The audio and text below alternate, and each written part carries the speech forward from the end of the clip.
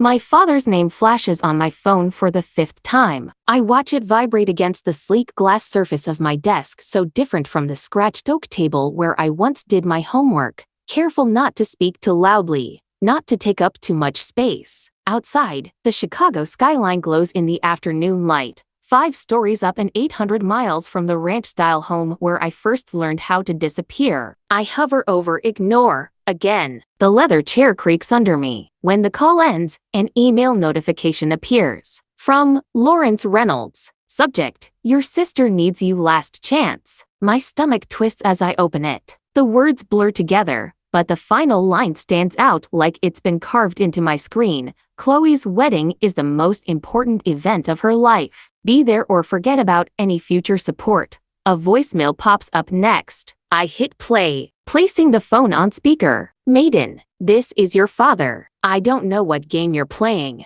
but it's gone on long enough. Chloe's wedding is in 2 weeks. The festivities begin this weekend. If you can't set aside your grievances for your sister's special time, then forget about this family helping you again. Your mother's worried sick. Call me back immediately. A bitter laugh escapes me. I cross to the hallway closet and reach behind my winter coats. My diploma gold embossed, untouched by a frame. Maiden N. Reynolds, Bachelor of Science, Data Science, summa cum laude, 3 years. It sat here collecting dust. Old habits die hard. Another buzz, a text from Mom. Please call. Your father's losing patience. I glance at the calendar. Chloe's 2-week wedding extravaganza is marked in angry red. 14 straight days of celebrations, photo shoots, and ceremonies. The golden child's crowning glory. I open my banking app. $138,139. In savings. More than enough to ensure I never need their support again. They just don't know it yet.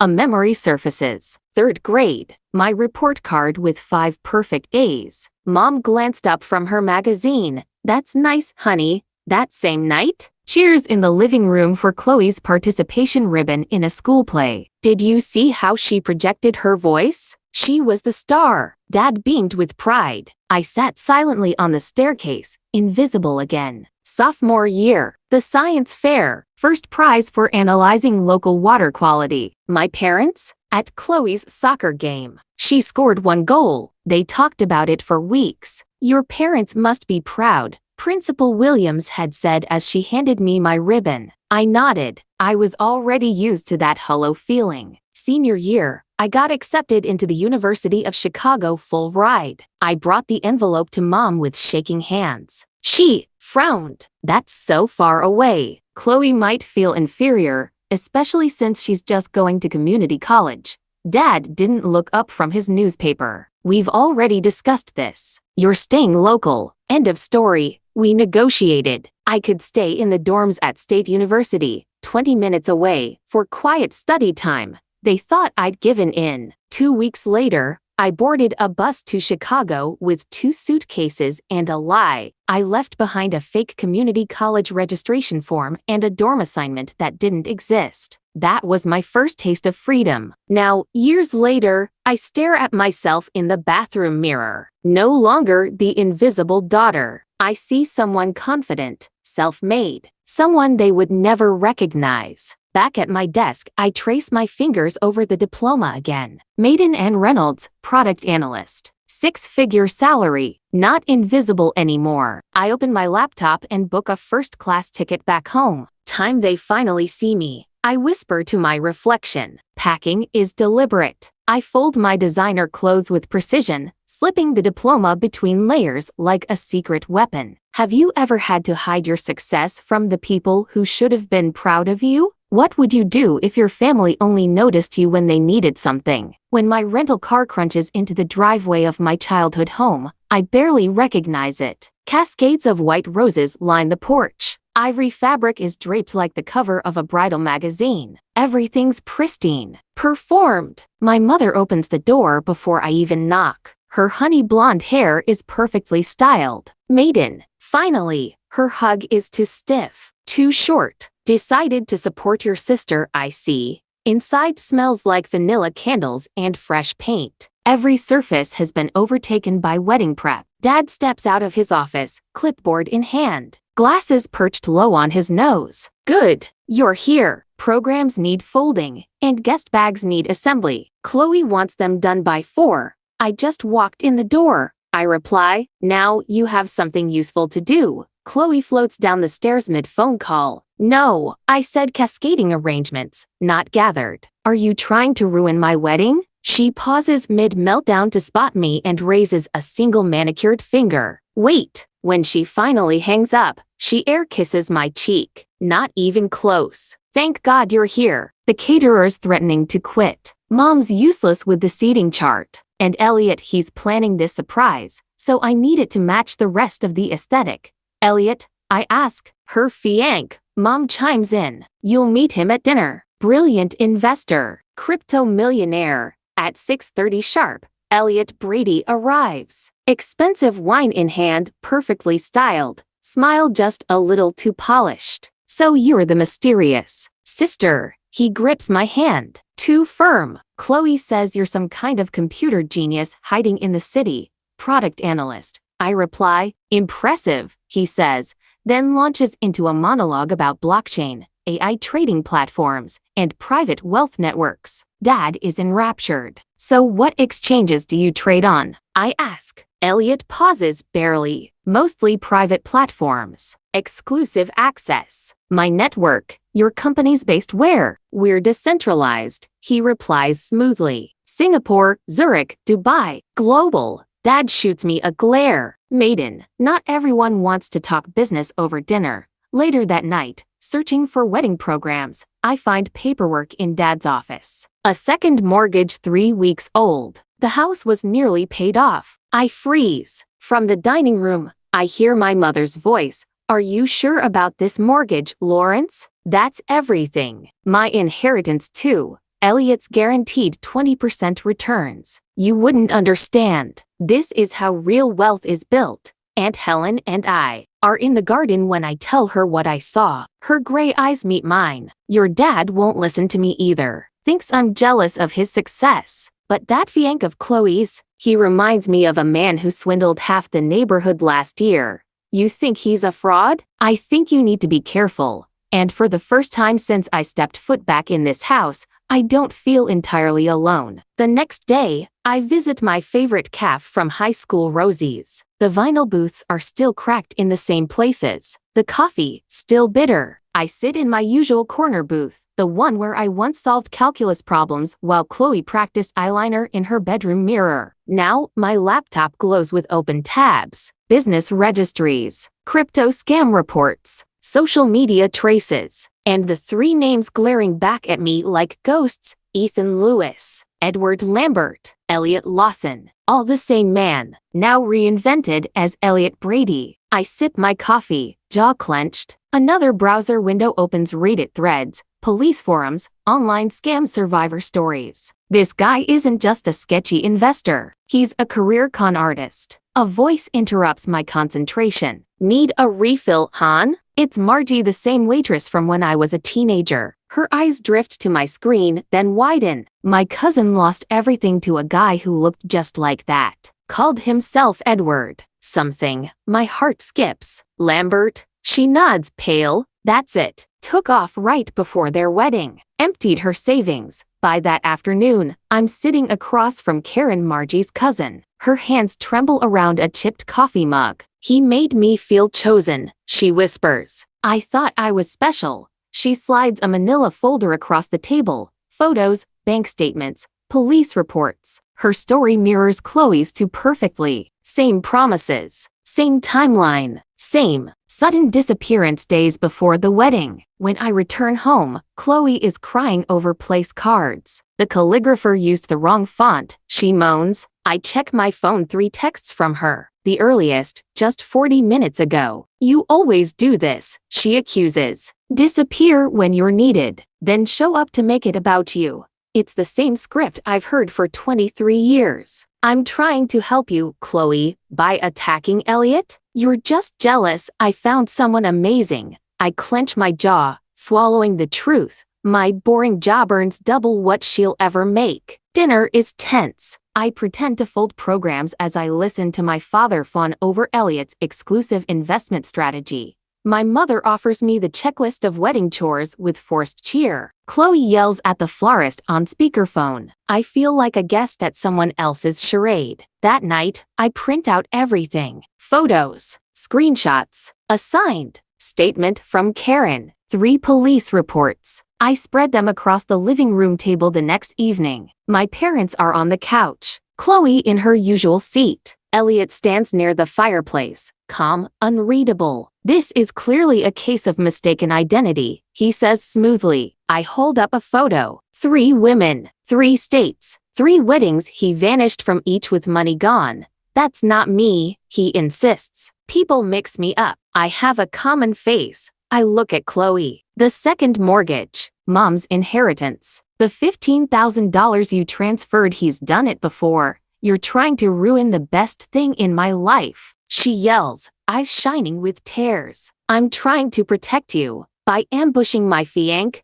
Dad stands. That's enough. You need to leave. Elliot places a gentle hand on Dad's shoulder. She's concerned, Lawrence, misguided, but it comes from love. His fake compassion makes my skin crawl. I'm not leaving, I say, standing straight. Not until you hear the truth. What truth? Mom demands. I didn't go to community college, I say. The room stills. I graduated from the University of Chicago, top of my class. I've been a product analyst at TechFusion for 3 years. 6-figure salary. I've supported myself since I was 18. Their stunned silence might have felt satisfying in another context, but not today. I've been someone else this whole time. Someone you never bothered to see. I look at Chloe, whose disbelief is turning to doubt. You have one chance left to believe me before it's too late. No one moves. Elliot disappears 3 days before each wedding. You have 5 days left. For the briefest moment,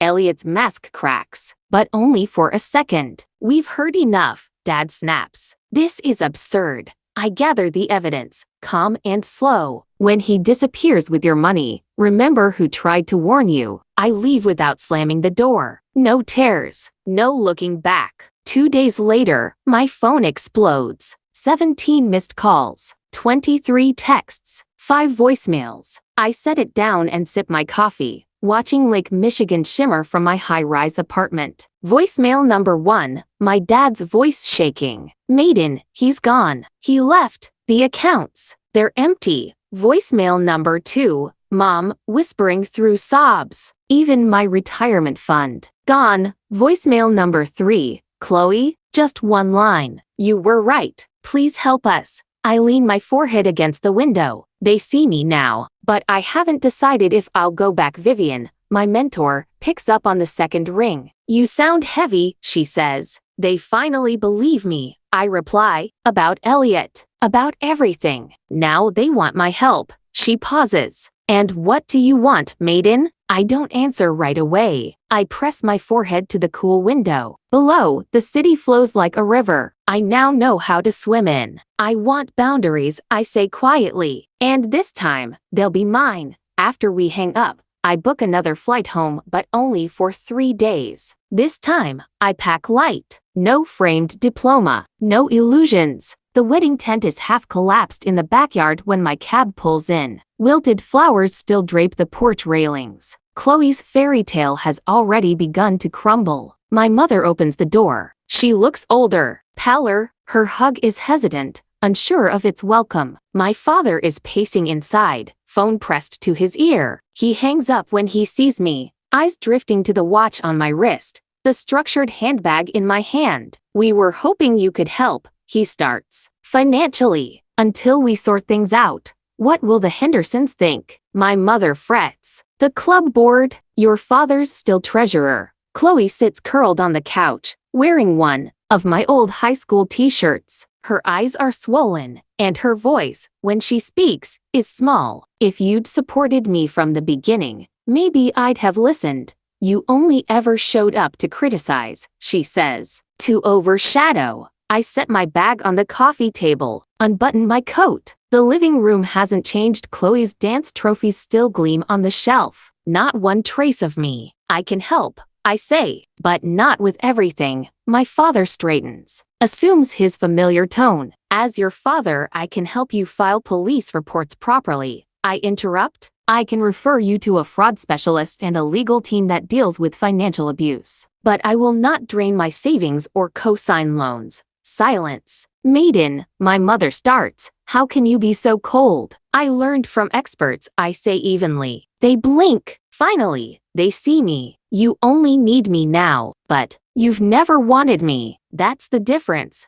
I lay it all out. 3 days. That's how long I'll stay. I'll help them navigate the legal steps, but I won't rescue them with a blank check. And I won't let them rewrite the story to make me the hero in their narrative. We supported you your whole life, Dad snaps. A short laugh escapes me. Did you? A roof, food, school, that's the legal minimum, Dad. Chloe flinches. You're just happy to be right, she mutters. No, I say. I want to be respected. Heard, my mother whispers, but we're family. So was the man who took all your money, I reply. Then Aunt Helen enters through the side door. She looks at me, then at the rest of them. I saw it all, she says. Every missed recital, every blue ribbon ignored. I watched this girl shrink while you praised Chloe for showing up. My father bristles. This is family business. Exactly. Aunt Helen snaps. Which is why I'm here. I look around the room at the people who never asked what I wanted,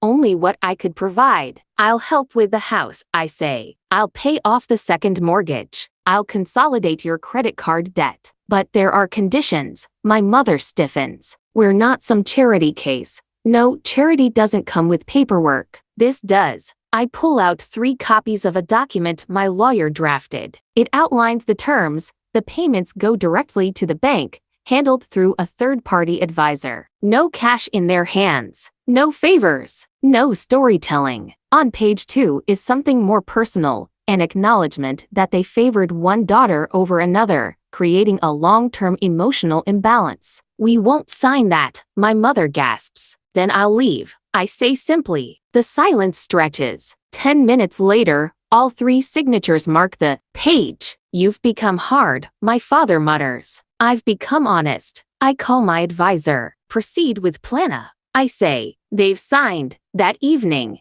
as I prepare to leave, my mother finally speaks. You used to love this house. I used to hope you'd notice me. The next day, the financial process begins. Rachel Winters, my advisor, takes over. She handles the accounts, the payments, the creditors. I'm no longer their middleman. No more emotional labor. No more invisible daughter. 1 year later, I'm no longer in Chicago. I live in a craftsman bungalow now. My home office is filled with sunlight. My diploma hangs proudly above my desk, no longer buried behind coats. I founded a mentorship program for first-generation college women. My third mentee, Leela, calls me with big news. I got the scholarship. She beams. I used that confidence script you taught me. I didn't minimize myself this time. You didn't get it. I correct. You earned it. After the call, I walk into the garden. The tomato plants are thriving. The soil amended, turned, nourished feels like a metaphor I can hold in my hands.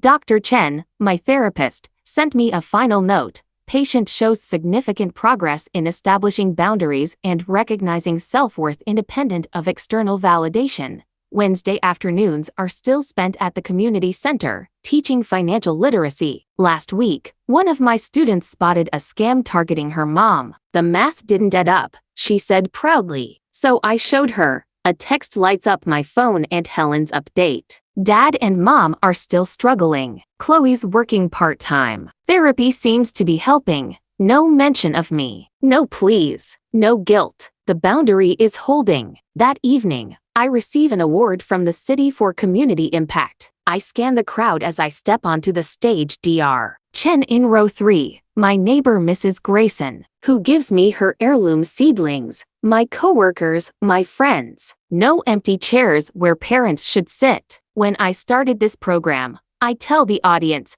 I thought I was building what I never had, but I realized worth doesn't come from being seen. It comes from knowing yourself, even when others refuse to look. Back home, I finalized the Reynolds Visibility Scholarship for academically overlooked students. The essay question reads, describe a time your contributions were ignored. How did you maintain your sense of value? A notification buzzes from Sasha, my first mentee. You saw me when no one else did. That changed everything. Outside, the garden rustles in the twilight. I brush my hand across a rosebush I thought I had cut back too severely last fall. New growth pushes through. Some things grow stronger when cut back, I whisper. And I smile, rooted, thriving, visible. At last.